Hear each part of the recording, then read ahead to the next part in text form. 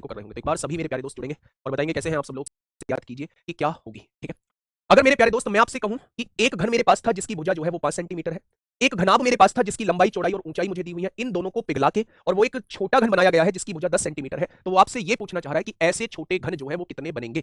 तो मेरे प्यारे दोस्त क्या इन दोनों का आयतन, अगर ये घन है तो इसकी भुजा का घन ही इसका आयतन हो जाएगा, अगर ये घनाभ है तो इसकी लंबाई 35 है, इसकी चौड़ाई 15 है और इसकी ऊंचाई कितनी है 15 है। क्या इन दोनों के आयतनों का योग जो होगा वो घन के आयतन के बराबर होगा। घन की भुजा 10 दी गई है तो इसका घन कर देंगे, ये इसका आयतन हो जाएगा, है ना। आज थोड़ी सी मेरी तबीयत खराब हो रखी है ना, थोड़ा सा मुझे कोल्ड हो रखा है, तो आज मैं आपके पढ़ाते हुए बीच में चाय पीने की आपसे अनुमति मांगूंगा, क्योंकि जब हम लोग चाय पी रहे होते हैं पढ़ाते हुए तो थोड़ा सा डिस्टर्बेंस होता है ना, थोड़ा सा डिस्टर्बेंस होता है, तो आज उसको थोड़ा सा मैनेज कर लेना। मैंने आपसे कहा मेरे भाई एक घन है मेरे पास, एक घनाभ है मेरे पास, मैंने उन दोनों को पिघला के मेरे प्यारे दोस्त एक छोटा घन बनाया गया है, एक छोटा घन बनाया गया है। तो मैंने क्या किया, जब इन दोनों को पिघलाया गया है तो इन दोनों के आयतन जो होगा, इन दोनों के आयतनों का योग जो होगा वो इसके आयतन के बराबर होगा। मुझे नहीं पता ये कितने घन बनेंगे, तो मैंने मान लिया n घन बनेंगे। एक घन का आयतन 10 की पावर 3 होगा, तो n घन का आयतन इतना हो जाएगा, ठीक है। चलिए यहां से समझिए, यहाँ से देखें 5 पंजे 25 पंजे 125 हो जाएगा, प्लस में 15 पंजे 75 को 5 होगा, हासिल 60, 15 या 45 और 7 कितना हो जाएगा 52 हो जाएगा, ठीक है। इसमें 15 की गुणा आप लोग कर दीजिए मेरे भाई, 15 पंजे 75 को 5 हासिल 7, 15 दूनी 30 और 7 37 को 7 हासिल 3, 15 पंजे 75 और 3 78 हो जाएंगे। अगर 7875 में हम 125 से जोड़ देते हैं तो मेरे प्यारे दोस्त यहाँ कितना बन जाएगा 8000 बन जाएगा, और 8000 इधर क्या है n इंटू 10 की पावर 3 का मतलब 1000 होता है। तो मेरे भाई कितने छोटे घन बन जाएंगे, तो आप कहेंगे 10 सेंटीमीटर भुजा वाले 8 घन हम लोगों के बन रहे होंगे, लिया है, ठीक है। चलिए मेरे भाई हेडिंग बनाइए बेलन, भैया बेलन उठाओ, बेलन बेलन उठाओ है। और अगर मैं फोटो आप लोगों को दिखाऊं तो ये है वो बेलन जिसके बारे में हम लोग बात कर रहे हैं। मैंने लेटरल सरफेस एरिया और कर्व सरफेस एरिया में आप लोगों को डिफरेंस बताया था, जिस फॉर्म में होता है। अगर आपके सामने पाइप का क्वेश्चन आता है तो पाइप हमारा बेलन के फॉर्म में होता है, अगर आपके सामने किसी रोड का क्वेश्चन आता है तो रोड आपका बेलन के फॉर्म में होता है। जो रोड रोलर होता है उसमें जो आगे का पहिया सा होता है, जो एरिया को समतल करने का काम कर रहा होता है, वो मेरे भाई क्या होता है, सिलेंडर के रूप में आता है ना, सिलेंडर के रूप में मेरे भाई आता है। और क्या हो सकता है मेरे प्यारे दोस्त, कुआ हो गया, तार हो गया, पाइप हो गया, रोड हो गया, रोड रोलर हो गया मेरे प्यारे दोस्त, ये सारे क्या होते हैं, ये सारे जो होते हैं वो मेरे भाई बेलन के आकार के होते हैं। अगर मैं इसकी फोटो बनाऊं, चाय भी ठंडी करवा दोगे आज तो तुम, ये मैं इसकी फोटो बनाता हूं मेरे प्यारे दोस्त, ये मैंने इसकी फोटो बनाई है ना, ये मैंने इसकी फोटो बना दी है, ये इसी आकार का है, ये इसी आकार का है मेरे भाई। ये ऊपर का एक सर्कुलर पार्ट है इसका, ये नीचे का जो पार्ट है, इनकी रेडियस को मैं r मान लेता हूं और इसकी लंबाई को मैं h मान लेता हूं। तो यहां से तमाम तरीके की चीजें आपसे पूछी जाती हैं मेरे प्यारे दोस्त। अगर हाँ मेरे प्यारे दोस्त, अगर मैं आपसे कहूं कि इसका आयतन क्या होगा, अगर कोई आपसे बेलन का आयतन पूछता है तो याद रखना बेलन का आयतन होता है पाई आर स्क्वायर एच। अभी दिल्ली पुलिस में प्रिज्म पूछा जा रहा है, दिल्ली पुलिस में प्रिज्म पूछा जा रहा है, तो प्रिज्म का मैं इसका मांगू क्या, मैं आपसे पूछूं कि इसका वक्र पृष्ठीय क्षेत्रफल क्या होगा। तो अगर हम इसके सर्कुलर पार्ट को काउंट नहीं करते हैं, इस वाले के सर्कुलर पार्ट को काउंट नहीं करते हैं, तो ये जो बीच वाला पार्ट होता है, जो ये घुमावदार सतह आप लोगों को नजर आ रही होगी, यही कर्व्ड सरफेस एरिया कहलाती है। और कर्व्ड सरफेस एरिया का जो क्षेत्रफल होता है, कर्व्ड पार्ट का जो एरिया होता है वो 2 पाई आर एच होता है, कर्व्ड पार्ट का जो एरिया होता है वो 2 पाई आर। क्या पूछता हूं, अगर मैं आपसे यहीं पे संपूर्ण पृष्ठीय क्षेत्रफल पूछता हूं, तो मेरे भाई कर्व्ड पार्ट तो होता ही होता है, साथ में जिन दोनों सर्फेसिस को आपने काउंट नहीं किया है, एक तो ये सर्कुलर पार्ट और एक ये सर्कुलर पार्ट, इन दोनों को आपने काउंट नहीं किया है, इनको और जोड़ दीजिए। अगर एक सर्कुलर पार्ट का एरिया पाई आर स्क्वायर है तो दो सर्कुलर पार्ट का एरिया 2 पाई आर स्क्वायर हो जाएगा, यानी यहां से अगर 2 पाई आर कॉमन लिया जाएगा तो ये इसका टोटल सर्फेस एरिया बन जाएगा। लो बहुत बढ़िया, बहुत शानदार। तो अगर मैं आप लोगों के सामने बनाऊं तो होलो सिलेंडर बिल्कुल ऐसा ही होता है जैसा हमने सिलेंडर बनाया है। सबसे पहले एक बेलन बनाइएगा, ये बन गया बेलन मेरे भाई, ये बन गया बेलन, और यहाँ पे मेरे भाई एक और बेलन बना दीजिए, और ये जो है ये बचे, ये इसका जो है वो होलो सिलेंडर वाला पार्ट बन चुका है, ठीक है। फोटो में जरूर थोड़ा सा आप लोगों को है ना कमी दिख सकती है, यहाँ पे इसका मटेरियल लगा होता है, यहाँ जो है इस खोखले बेलन का मटेरियल लगा होता है यहाँ पे मेरे प्यारे दोस्त, ये जगह खाली होती है। अच्छा मैं अंदर वाले का रेडियस पूछूं तो अंदर वाले की रेडियस को हम स्मॉल आर मान लेते हैं और बाहर वाले की रेडियस को हम लोग कैपिटल आर मान लेते हैं। क्वेश्चन कैसे पूछेगा, या तो वो आपको क्वेश्चन में देगा कि खोखले बेलन के बारे में जानकारी दीजिए, या फिर वो आपको क्वेश्चन के अंदर मोटाई देगा, यानी कि वो कहेगा कि एक बेलन जिसकी आंतरिक त्रिज्या ये है और बाहरी त्रिज्या ये है, यानी जहां दो रेडियस दी होंगी तो समझ जाना एक खोखले बेलन का जिक्र कर रहा है। या फिर आपसे वो ये कहेगा एक बेलन जिसका बाहरी त्रिज्या ये है और उसकी मोटाई ये है। अगर बेलन की मोटाई का जिक्र कर दे, बेलन की थिकनेस का जिक्र कर दे, तो समझ में आ जाना चाहिए कि वो खोखले बेलन के बारे में बात करना चाह रहा है, वो खोखले बेलन के बारे में भैया बात करना चाह रहा है। मेरे प्यारे दोस्त अगर मैं ऊंचाई के बारे में जानकारी मांगू तो ऊंचाई कितनी है, ऊंचाई इसकी h ही है। यहां से भी वो 3 चीज आपसे पूछ सकता है, सबसे पहला वो आयतन पूछ सकता है, दूसरा वो आपसे वक्र पृष्ठीय क्षेत्रफल पूछ सकता है जिसे कर्व्ड सरफेस एरिया कहा जाता है, वक्र पृष्ठीय क्षेत्रफल पूछ सकता है जिसे जिसे मेरे भाई कर्व्ड सरफेस एरिया कहा जाता है, और तीसरा मेरे प्यारे दोस्त संपूर्ण पृष्ठीय क्षेत्रफल पूछ सकता है, तीसरा मेरे प्यारे दोस्त संपूर्ण पृष्ठीय क्षेत्रफल जाता है, यानी इस वाले पार्ट का हमें आयतन निकालना होगा। अगर मैं केवल आप लोगों से इस वाले पार्ट का आयतन पूछता हूं तो आप कहेंगे जी बाहर वाले के आयतन में से अगर आप अंदर वाले का आयतन घटा दोगे तो आपके पास इस मटेरियल का आयतन आ जाएगा। तो जब भी आप लोगों से आयतन पूछा जाए खोखले बेलन का, तो बड़े वाले के आयतन में से छोटे वाले का आयतन घटा देना। यहां से पाई एच कॉमन ले लीजिए, इसके जो आयतन का फॉर्मूला होता है मेरे प्यारे दोस्त, इसके आयतन का फॉर्मूला पाई एच ब्रैकेट के अंदर R square minus R square होता है। ये क्षेत्रफल कितना होता है एनीवन, क्या कोई मुझे इसका कर्व्ड सरफेस प्लस में 2 पाई कैपिटल आर एच हो गया, यानी कि अगर हम 2 पाई एच कॉमन ले लें तो मेरे प्यारे दोस्त ये इसका कर्व्ड सरफेस एरिया होता है। ये इसका कर्व्ड सरफेस एरिया होता है। क्या होता है? कर्व्ड सरफेस एरिया होता है मेरे प्यारे दोस्त। अगर मैं इसका टोटल सरफेस एरिया की बात करूं तो कर्व्ड सरफेस एरिया तो मेरे प्यारे दोस्त रहेगा ही रहेगा। कर्व्ड सरफेस एरिया तो रहेगा ही रहेगा, साथ में ये वाला एरिया और लेना है। ये वाला एरिया जो है वो आप लोगों को और लेना है। कैसे लेंगे मेरे भाई? 2 पाई कैपिटल आर स्क्वायर में से स्मॉल आर स्क्वायर घटा दीजिए, तो ये भी मेरे प्यारे दोस्त इसका टोटल सरफेस एरिया होता है। ये टोटल सरफेस एरिया मेरे प्यारे भाई होता है। कर्व्ड सरफेस एरिया को एज इट इज लिख दीजिए।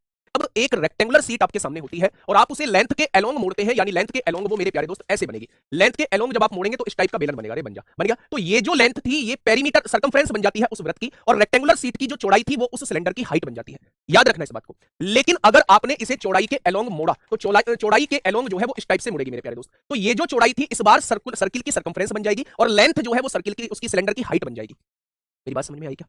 मैं आपसे ये कह रहा हूं कि अगर अगर मैं आपसे कहूं कि आधार त्रिज्या ये रेडियस दी हुई है, ये हाइट आप लोगों को दी हुई है, इसका आयतन जो है वो 38,808 है, तो वो आपसे कह रहा है बेलन की त्रिज्या बताइए, यानी आंसर 3 का मल्टीपल होना चाहिए, और 3 का मल्टीपल आप लोगों को एक ही नजर आ रहा होगा। ठीक है मेरे प्यारे दोस्त, अगर मैं आपसे कहूं कि आयतन दिया है, आयतन क्या होता है? पाई आर स्क्वायर करेंगे तो 3 का स्क्वायर 9 ए स्क्वायर हो जाएगा, इनटू हाइट कितनी है? 4a दी गई है, और आप लोगों को आयतन दिया कितना है? 38,808 दिया हुआ है। 38,808 दिया हुआ है। ठीक है, अब आप यहां से चीजों को समझिएगा मेरे प्यारे भाई। यहां से अगर मैं देखूं तो आप यहां से देखिए, 9 चौक 36 होता है, 9 तिया 27 होता है, 9 एकम 9, 9 दुनिया 18, 4 एकम 4, 0 4 सत्ते 28, 4 अट्ठे 32 हो जाएगा। 22 चौक 88 होता है, 88, और 19 22 सत्ते 198, 22 निम्मा 198 होते हैं। ये 7 डिवाइड में है, इधर आके मल्टीप्लाई में होगा, 49 सत्ते 343 होते हैं। अगर इधर देखूं तो ए स्क्वायर की गुणा ए में करूंगा तो ए क्यूब हो जाएगा, क्यूब हटेगा तो यहाँ क्यूब रूट लग जाएगा, और 343 का घनमूल जो होता है वो 7 होता है। अगर 343 का घनमूल 7 होता है तो मेरे भाई यहाँ देख लीजिए, रेडियस 7 या 21 हो जाएगा, और अगर वो ऊंचाई हमसे पूछ रहा होता तो a बराबर 7 है तो 4a बराबर 28 हो जाएगा। ठीक है, बहुत बढ़िया, बहुत शानदार।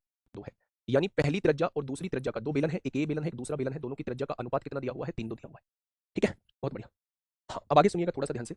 उनकी ऊंचाइयों का अनुपात जो है, हाइट का रेशो जो है वो कितना दिया हुआ है? हाइट का रेशो कितना दिया हुआ है मेरे प्यारे दोस्त? एच ए और एच बी की हाइट का रेशो कितना दिया हुआ है? तो आप कहेंगे रेशो जो है हाइट का x/1 दिया है। यदि बेलन ए का आयतन बेलन बी के आयतन से 3 गुना है तो मेरे प्यारे दोस्त आप एक बात समझिए, दोनों के बेलन का आयतन कितना दिया हुआ है? बेलन के आयतन का रेशो बेलन ए का आयतन बेलन बी के आयतन का 3 गुना है, यानी दोनों के आयतनों का रेशो ये दिया। अच्छा, आयतनों का रेशो किसके बराबर होता है? पाई आर स्क्वायर एच के बराबर होता है। पाई से तो पाई कट जाएगा, यानी दोनों की रेडियस का स्क्वायर 9/4 हो जाएगा, इंटू दोनों की ऊंचाई यानी कि x/1 हो जाएगा। हो जाएगा क्या? अगर मैं यहां से देखूं 4 एकम 4, 4 तिया कितना हो जाएगा? 12, 9 मल्टीप्लाई में है, इधर आके डिवाइड में हो जाएगा, तो x की वैल्यू कितनी हो जाएगी? 3 चौक 12, 3 तिया 9, तो x की वैल्यू कितनी हो जाएगी मेरे प्यारे भाई? 4/3 हो जाएगी। कितनी हो जाएगी? 4/3। वॉल्यूम के रेशो को किसके बराबर रख देंगे? पाई आर स्क्वायर एच वॉल्यूम होता है, दोनों जगह पाई आएगा ऊपर नीचे, पाई से पाई कट जाएगा, तो रेडियस के रेशो की मल्टीप्लाई, रेडियस के रेशो के स्क्वायर की मल्टीप्लाई हाइट के रेशो में कर देंगे तो वो वॉल्यूम का रेशो आपके सामने आ जाएगा। वो वॉल्यूम का रेशो जो है वो आपके सामने आ जाएगा। ठीक है, पाई की वैल्यू 22/7 है, आर की वैल्यू कितनी दी हुई है नहीं पता है, एच की वैल्यू कितनी है 14 है, और उसने कितना दिया है 660 दिया है। वक्रपृष्ठीय क्षेत्रफल कितना दिया है? वक्रपृष्ठीय क्षेत्रफल जो है वो मेरे भाई 660 दिया है। अच्छा, वक्रपृष्ठीय क्षेत्रफल 2 पाई आर एच होता है। अगर मैं यहां से देखूं तो 22 तिया 66 होंगे, ये कट जाएगा, 7 दूनी 14 होंगे, और 2 दूनी 4, 4 से काटेंगे 4 सत्ते 28, 2 बचेंगे 4 पंजे 20, यानी कि इस बेलन की त्रिज्या जो है वो 7.5 आ जाएगी। अब आपसे बेलन का आयतन पूछना चाह रहा है, तो आयतन क्या हो जाएगा? पाई आर स्क्वायर मतलब 7.5 गुणा 7.5 हो जाएगा, और एच क्या दे रखा है? एच दे रखा है 14 दे रखा है। तो आप ये देखिए मेरे भाई, 7 दूनी 14 हो जाएगा। अब आप कहेंगे जी आपने तो 11 का मल्टीपल देखना बताया, ये मेथड है, आप 11 का मल्टीपल देख लो। 2 और 2 4, 5 4 9, 11 का मल्टीपल नहीं है। 2 और 7 9, 5 और 2 7 नहीं होगा, 7 और 2 9, 5 4 9 हो जाएगा, 2 और 2 4, 5 2 7 नहीं होगा, नहीं, यानी कि ऑप्शन नंबर सी हो जाएगा। ठीक है सर, मेरे सर के ऊपर से जा रहा है बेटा, फिर कुछ नहीं हो सकता है ना, फिर कुछ नहीं हो सकता। अगर इतने आराम से चलते हुए भी, इतने पढ़ते हुए भी, इतने प्यार से पढ़ाते हुए भी सर के ऊपर से जा रहा है तो फिर मतलब फिर क्या ही होगा, है ना? फिर तो आप कितनी भी कोशिश क्यों ना करें। बताओ क्या कहना चाहिए? क्या बेलन की ऊंचाई तथा उसकी त्रिज्या का योग जो है, बेलन की ऊंचाई और त्रिज्या का योग जो है वो 21 सेंटीमीटर आपको दिया हुआ है, ये क्वेश्चन में दिया है, मैंने अपनी तरफ से कुछ नहीं लिखा है। ठीक है, त्रिज्या ऊंचाई से कम है, यानी कि त्रिज्या जो है वो ऊंचाई से कम दी हुई है, ऐसा क्वेश्चन ने बोला हुआ है। यदि बेलन के वक्र पृष्ठीय यदि बेलन के वक्र पृष्ठ का क्षेत्रफल इतना है तो बेलन का आयतन क्या होगा? बेलन के वक्र पृष्ठ का क्षेत्रफल क्या होता है? 2 पाई आर एच, ना तो आर का पता है ना एच का पता है, वो कितना दिया है? 616 दिया है। 11 दूनी 22 होगा, 11 पंजे 55, 11 छिंग 66, 2 दूनी 4 से 14 बार काटेंगे, यानी कि दोनों का मल्टीप्लीकेशन किसके बराबर आ जाएगा? 14 सत्ते 98 के बराबर आ जाएगा। यानी कि मुझे मेरे प्यारे दोस्त ऐसी दो वैल्यू का सिलेक्शन करना है जिनको जोड़ के तो 21 आ जाए और जिनकी मल्टीप्लाई करके 98 आ जाए, जिनको जोड़ के तो 21 आ जाए, जिनकी मल्टीप्लाई करके जो है वो 98 आ जाए। तो आप कहेंगे जी 14 सत्ते 98 होते हैं, 14 और 7 21 होते हैं। ऊंचाई ज्यादा है तो ऊंचाई को 14 ले लीजिए, त्रिज्या को 7 ले लीजिए, 7 और 14 21 होंगे, और 14 सत्ते 98 हो जाएंगे। बस हो गया क्वेश्चन। बेलन का आयतन पूछा है पाई आर स्क्वायर, यानी 7 का स्क्वायर 49 गुणा ऊंचाई 14, 7 सत्ते 49 होते हैं, 22 सत्ते 154 की गुणा 14 में कर दीजिए, 14 चौका 56, एक ही ऑप्शन है जिसमें पीछे 6 है, ऑप्शन नंबर डी। अब मेरे प्यारे भाई, जब वो मुझसे आयतन पूछना चाहता है तो आयतन में पाई जरूर आएगा, सिलेंडर ए और बी के व्यास क्रम से 4:1 के अनुपात में। अच्छा, एक बात याद रखना, जो इनके डायमीटर का रेशो होता है वही इनकी रेडियस का रेशो होता है। अब आप कहेंगे वो कैसे? डायमीटर को आधा करते हैं, 2 से डिवाइड करेंगे 2 आएगा, रेडियस को 2 से डिवाइड, डायमीटर को 2 से डिवाइड करेंगे 1/2 आएगा, 2 को हटाने के लिए फिर 2 की गुणा कर देंगे। तो मेरे भाई आज की बात याद रखना है, जो डायमीटर का रेशो होगा वही रेडियस का रेशो हो जाएगा। ठीक है, यदि सिलेंडर ए का पार्श्व पृष्ठीय क्षेत्रफल सिलेंडर बी से दुगना है, पार्श्व पृष्ठीय क्षेत्रफल यानी कर्व सरफेस एरिया, जो कर्व्ड सरफेस एरिया ए का है, कर्व्ड सरफेस एरिया बी का दुगना दिया हुआ है, तो बी को अगर 1 मान लेंगे तो ए का क्या हो जाएगा, 2 हो जाएगा। ठीक है, मैं आपसे ये कह रहा हूं कि सिलेंडर ए का पार्श्व पृष्ठीय क्षेत्रफल सिलेंडर बी से दुगना है। अगर बी से दुगना है तो बी का 1 मानो, ए का दुगना 2 हो जाएगा। अच्छा, पार्श्व पृष्ठीय क्षेत्रफल होता क्या है, 2 पाई आर एच होता है। यानी कि यहां त्रिज्या भी एक ही रहेगी, ऊंचाई भी एक ही रहेगी। यहां त्रिज्या भी मेरे भाई बी की होगी और ऊंचाई भी दोस्त बी की होगी। 2 पाई से 2 पाई कट जाएगा। अगर ये 2 1 दिया है, रेडियस का रेशियो 4 1 दिया है, तो यहां से हम लोग हाइट का रेशियो निकाल लेंगे। हाइट का रेशियो कितना आ जाएगा, ये 4 गुना में है, इधर आके भाग में आ जाएगा, हाइट का रेशियो 1 2 बन जाएगा। ठीक है, अब हाइट का रेशियो भी आपके सामने आ चुका है। आपसे पूछा है आयतनों का अनुपात, आयतनों का अनुपात पाई आर स्क्वायर एच होता है। यानी कि यहां एक ही रेडियस लेंगे, एक ही ऊंचाई लेंगे, यहां बी की रेडियस लेंगे, बी की ही ऊंचाई लेंगे, यही तो आयतनों का अनुपात होगा, पाई से पाई कट जाएगा। यानी रेडियस के रेशियो का स्क्वायर 4 का स्क्वायर 16 होगा और 1 का स्क्वायर 1 होगा। हाइट के रेशियो की गुणा कर दो मेरे प्यारे दोस्त, हाइट के रेशियो की गुणा होगी तो 1/2 में गुणा हो जाएगी, यानी कि 8/1 हो जाएगा। क्वेश्चन का जवाब क्या हो जाएगा, 8/1 हो जाएगा। ठीक है, चलिए, बहुत बढ़िया। यदि उनकी ऊंचाई के वर्गों का अंतर उनके वक्र पृष्ठीय क्षेत्रफल का अंतर क्या आएगा। अभी विकर्ण की लंबाई के बारे में हम लोगों ने, है ना सर, आपकी आज सीरियल 3 PM वाली क्लास में क्वेश्चन कराओगे, कॉन्सेप्ट दोनों चीजें कराऊंगा। ठीक है, हाँ, डायगोनल नहीं बताया तभी तो छोड़ रहा हूँ, डायगोनल नहीं बताया, थोड़ा सा इंतजार कर लीजिए। एक क्वेश्चन मैंने पहले छोड़ा है, एक क्वेश्चन यहाँ में डायगोनल वाला। सिलेंडरों को समान ऊंचाई का एक सिलेंडर तैयार करने के लिए पिघलाया जाता है, तो नए सिलेंडर का पार्श्व पृष्ठीय क्षेत्रफल छोटे सिलेंडर के पार्श्व पृष्ठीय क्षेत्रफल से कितना अधिक होगा, वो आपसे ये पूछना चाह रहा है, वो आपसे ये पूछना चाह रहा है। बताइए आप कैसे करेंगे। 4 एक समान छोटे सिलेंडरों को, एक सिलेंडर का आयतन मान लेते हैं पाई आर स्क्वायर एच, 4 एक समान सिलेंडरों को बराबर ऊंचाई का एक बड़ा सिलेंडर बनाने के लिए पिघलाया जाता है। क्वेश्चन ने क्या कहा है, 4 एक समान छोटे सिलेंडरों को समान ऊंचाई का, यानी दोनों की ऊंचाई बराबर है, समान ऊंचाई का एक सिलेंडर तैयार करने के लिए पिघलाया जाता है। यानी जितनी ऊंचाई इनकी है उतनी ही ऊंचाई का एक सिलेंडर बनाने के लिए पिघलाया जाता है। तो नए सिलेंडर, अब यहां से मेरे भाई आप एक चीज समझिए, पाई से पाई कट जाएगा, एच से एच कट जाएगा। अगर दोनों की रेडियस का रेशियो मैं आपसे पूछूंगा तो दोनों की रेडियस का रेशियो जो है वो 1/4 आ जाएगा।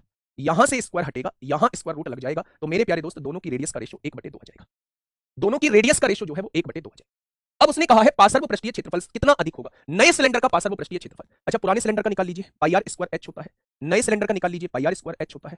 मेरे प्यारे दोस्त पाई दोनों जगह है, हाइट भी समान है, तो छोटे वाली त्रिज्या का स्क्वायर 1 होगा, बड़े वाली त्रिज्या का स्क्वायर 4 होगा। मैं आपसे पूछूं कितना, अच्छा पार्श्व पृष्ठीय, अच्छा 2 पाई आर एच होता है, वो तो 2 पाई आर एच होता है, हम वॉल्यूम की बात कर रहे थे। छोटे वाले का पार्श्व पृष्ठीय क्षेत्रफल इतना रहेगा, बड़े वाले का पार्श्व पृष्ठीय क्षेत्रफल इतना रहेगा, 2 पाई से 2 पाई कट जाएगा, हाइट समान है, हाइट से हाइट कट जाएगी, यानी कि इसकी रेडियस 1 है, इसकी रेडियस 2 है, तो इससे कितना ज्यादा है, 1 ज्यादा है। किससे, 1 से, तो 100 से कितना ज्यादा हो जाएगा, आंसर आ जाएगा 100%।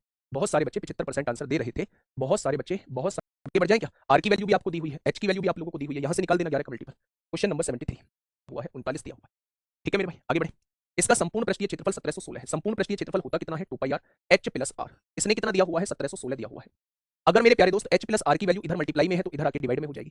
13 एकम 13 बचेगा, 13 तिया 39 होगा, 13 दूनी 26 होगा, 13 तिया 39 होगा, 3 चौक 12 होगा, 3 चौक 12 होगा। यानी रेडियस की वैल्यू अगर यहां से निकाली जाए तो 44/2 पाई हो जाएगी और पाई की वैल्यू 22/7 हो जाएगी। तो क्या आप कह सकते हैं कि रेडियस जो है वो 7 आ जाएगी। अगर रेडियस 7 आ चुकी है तो हाइट 32 आ जाएगी, तभी तो दोनों को जोड़कर 39 होगा, तभी तो दोनों को जोड़ के 39 होगा। अब उसने कहा है बेलन का आयतन बताइए, पाई की वैल्यू 22/7, आर स्क्वायर यानी 7 7 49 हो जाएगा और एच की वैल्यू 32 दी गई है। फिर से वही कहानी की इतना सब कुछ करने की आवश्यकता नहीं थी, आंसर 11 का मल्टीपल होगा। 4 2 6 आंसर 11 का मल्टीपल, 8 5 13 11 का मल्टीपल, 7 4 11 11 का मल्टीपल, 4 2 6 9 8 17 11 का मल्टीपल, फिर आंसर 7 का भी मल्टीपल होना चाहिए। अगर बाई चांस आपके पास समय की कमी है तो 11 के मल्टीपल सारे ऑप्शन बैठ रहे हैं तो एक बार 7 का मल्टीपल देख लेना। 7 6 42 होता है, 4 बचेंगे ये भी 7 से कट रहा है, 7 7 49, 1 बचेगा, 7 दूनी 14, 7 6 42 ये भी 7 से कट रहा है, 7 6 42 ये भी 7 से कट रहा है और ये भी 7 से कट रहा है। भाई साहब गजब का हो गया आप तो काम। अब 8 का मल्टीपल देख लीजिए, ये नहीं कटेगा, ये नहीं कटेगा, 8 8 7 56 होता है, ये भी नहीं कटेगा, 8 1 8 ये कट जाएगा 8 से, तो ऑप्शन नंबर डी इस क्वेश्चन का जवाब हो जाएगा। ठीक है,